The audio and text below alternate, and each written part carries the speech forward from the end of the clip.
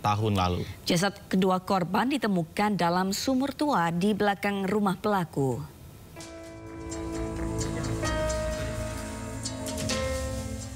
Tak ada yang menyangka Satria Juhanda alias Wanda yang merupakan mahasiswa ternyata pembunuh berdarah dingin. Terungkap pelaku pembunuhan mutilasi terhadap Setia Ananda ini juga membunuh dua mahasiswi lainnya, Adek Gustiana alias Dede dan Cika tahun lalu.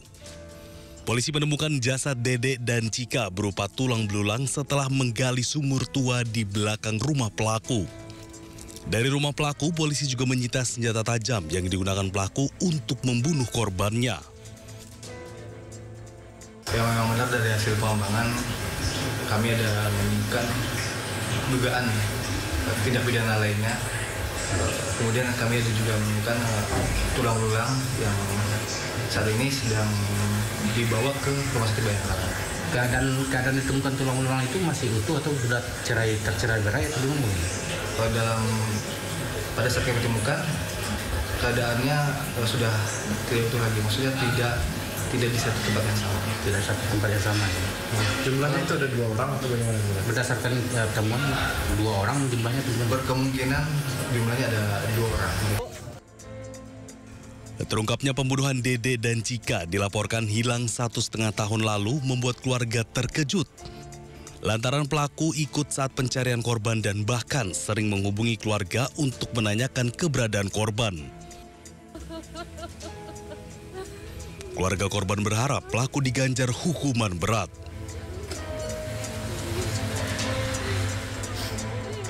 Cepatnya lah.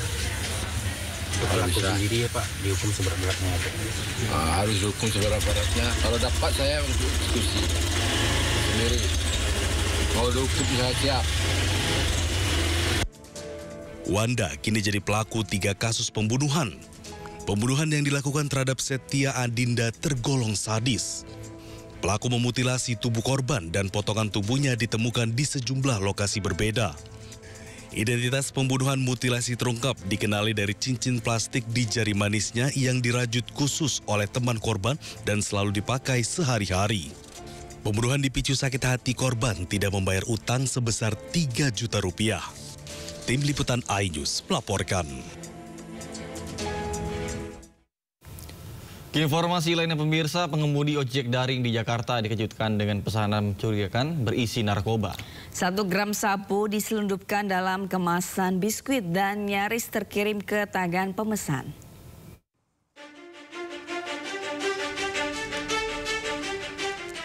Paket pesanan yang diantar pengemudi ojek daring dibongkar anggota unit reserse narkoba Polsek Cengkareng, Jakarta Barat. Di dalamnya ditemukan plastik berisi narkoba jenis sabu seberat 1 gram yang disamarkan dalam kemasan biskuit.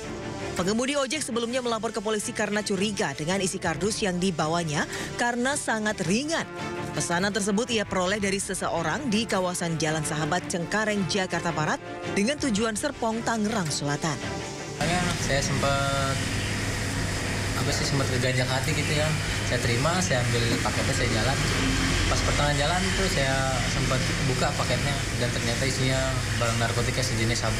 Oh, kira-kira berapa? 2 kantong. Berapa berat itu Bang? Kurang paham juga ya? Kayak 1 gram lah. Kasus temuan narkoba jenis sabu ini kini masih diselidiki anggota Polsek Cengkareng. Polisi pun langsung memburu pengirim maupun pemesan barang haram itu. Dari Jakarta, Rizky Falupi, iNews melaporkan.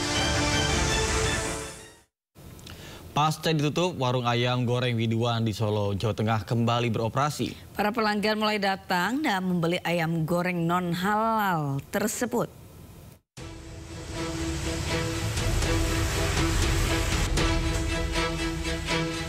Inilah suasana di warung ayam goreng Widuran, Kota Solo. Jumat pagi pukul 7.00, warung ini sudah buka kembali. Pelanggan pun mulai berdatangan ke tempat ini. Sebelumnya, warung ayam goreng Widuran sempat ditutup karena mengandung bahan makanan non-halal pada kremesan ayam goreng.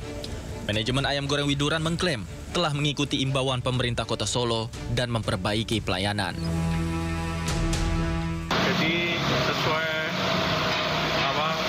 dari Pak Pemerintah Kota Solo, kan kita sudah diperbolehkan akan buka kembali beritanya dari minggu lalu. Lalu kita juga merespon hal tersebut dengan baik.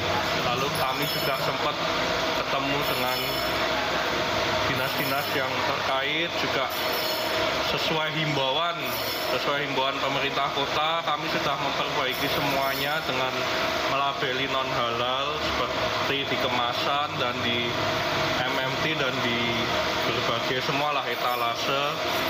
Kami sudah lakukan semua, dan perizinan untuk NIB juga kami sudah mendaftarkan lagi dengan non halal seperti itu ya.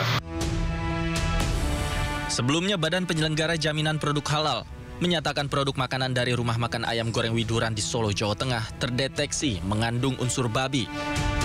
Tidak hanya kremesan, berdasarkan hasil uji laboratorium yang dilakukan BPJPH, ayam gorengnya juga mengandung unsur babi. Hasil ini didapatkan pasca BPJPH menguji 7 sampel dari restoran ayam Widuran yang mencakup ayam, kremesan, bumbu, kecap, sambal, hingga minyak yang digunakan untuk memasak. Dari Solo, Jawa Tengah, Septiantoro, iNews melaporkan. Kecelakaan truk dan kereta terjadi di perlintasan Batu Ceper, Tangerang.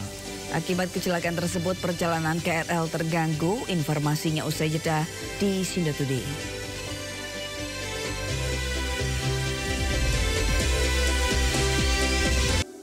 Terima kasih masih bersama kami di Sindo Today pemirsa. Satu unit truk pasir menabrak halte Transjakarta di Jalan Gatot Subroto, Jakarta Selatan. Petugas mengevakuasi truk menggunakan derek. Lurus.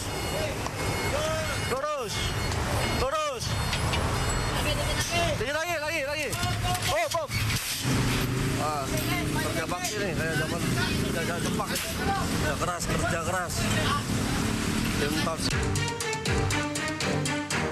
Petugas mengevakuasi truk yang menabrak halte Transjakarta di Jalan Gatot Subroto, Jakarta Selatan.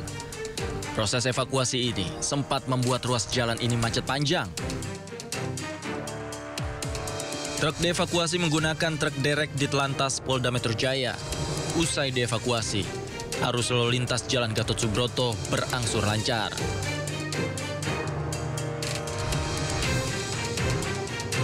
Sebelumnya, truk pengangkut pasir ini mengalami kecelakaan dan menabrak halte Transjakarta pada Jumat pagi.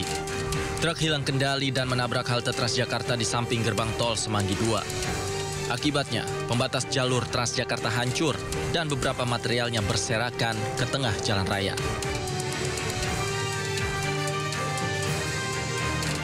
Dari Jakarta, tim liputan iNews melaporkan. Kecelakaan melibatkan truk dan KRL terjadi di antara jalur stasiun Tangerang dan Batu Ceper. Akibat kecelakaan, perjalanan KRL terganggu hingga menyebabkan penumpukan penumpang.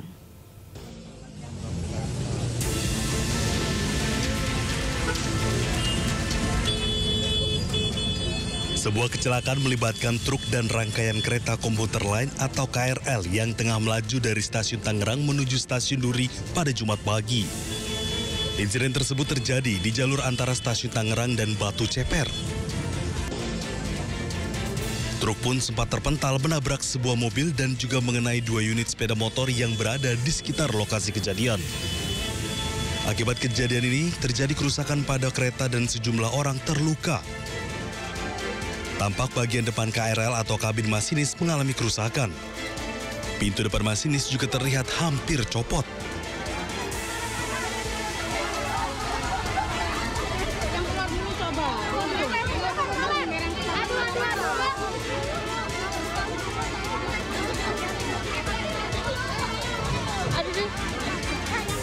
Perjalanan KRL pun sempat terganggu selama proses evakuasi dan penanganan oleh petugas. Hal ini juga menyebabkan penumpukan penumpang di stasiun Tangerang. Selama proses penanganan, KAI Komuter memberlakukan rekayasa perjalanan.